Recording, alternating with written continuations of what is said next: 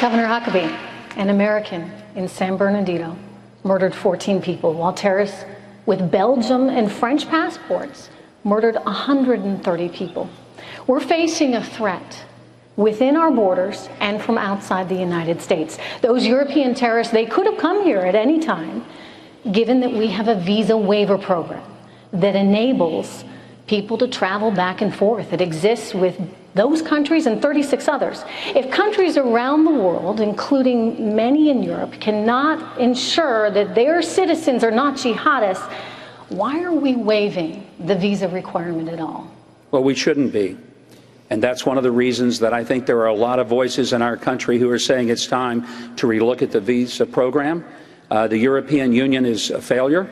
It's not allowed for even the economic goals that they were trying to achieve. But what we're now seeing is that it's making Europe less safe, and it's proven not to be exactly what they all thought it was going to be. Our first and foremost responsibility in this country, and the first responsibility of the President of the United States, is protect America and protect Americans. We have a president who seems to be more interested in protecting the reputation and image of Islam than he is protecting us. And I want to be very clear that when this president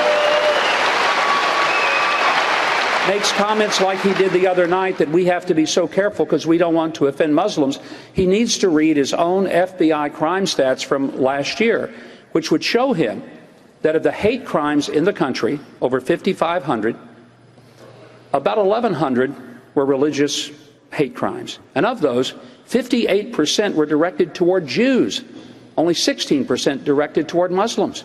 Maybe what the president should have talked about the other night is how we ought to be more careful in the anti-Semitic comments that are going toward American Jews than toward Muslims, because by 3 times as many, they're being targeted for religious hate crimes.